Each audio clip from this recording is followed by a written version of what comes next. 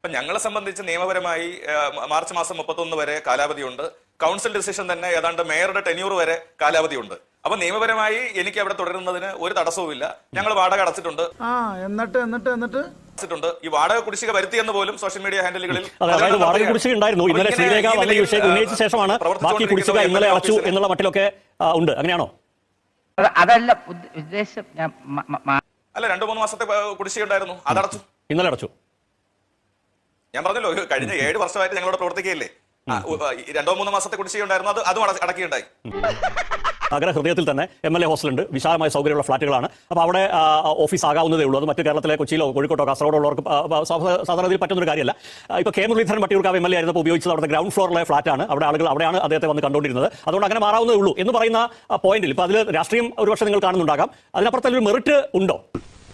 ഒരു കാര്യം മറ്റടുത്ത ചോദ്യം ചോദിക്കില്ല. എനിക്ക് അനുവദിക്കപ്പെട്ടത്, ഞാൻ ബൈ ഇലക്ഷനിലൂടെ തെരഞ്ഞെടുക്കപ്പെട്ട ഒരു MLA ആയിരുന്നു.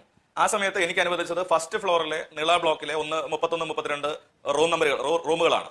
അപ്പൊ സ്വാഭാവികമായിട്ടും ഒരു നില കയറി ആളുകൾക്ക് വരേണ്ട ഒരു സാഹചര്യമുണ്ട്. ഞങ്ങൾ ചിന്തിച്ചത് എന്താ, എന്നെ MLA കാണാൻ വരുന്ന പാവപ്പെട്ട മനുഷ്യർ സെക്യൂരിറ്റിക്കാരുടെ അനുവാദം വാങ്ങണം, ഈ സ്റ്റെപ്പുകൾ കയറി MLA റൂമിലേക്ക് വരണം. അപ്പൊ ഇത്തരം അസൗകര്യങ്ങൾ ഒഴിവാക്കാനാണ് താഴത്തെ നിലയിലുള്ള ഒരു കെട്ടിടം ഞങ്ങൾ തിരഞ്ഞത്.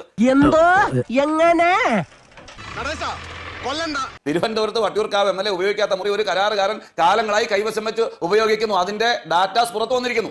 MLAയുടെ മുറി ഉപയോഗിക്കാം ഒരു ഗസ്റ്റിന്, അവിടെ വന്ന് താമസിക്കാം. പക്ഷേ MLAയുടെ കസേര ഉപയോഗിക്കുന്നത് എങ്ങനെയാണ്? ഓഫീസ് ഫയലുകൾ ഇരിക്കുന്നത് ഉപയോഗിക്കുന്നത് എങ്ങനെയാണ്?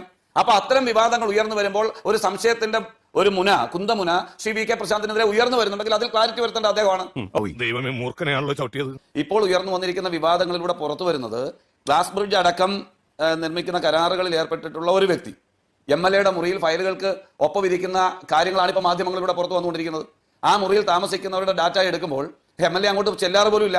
ആ മുറിയിൽ വേറെ ആളുകൾ താമസിക്കുന്നു. അതെങ്ങനെയാണ് താമസിക്കുക?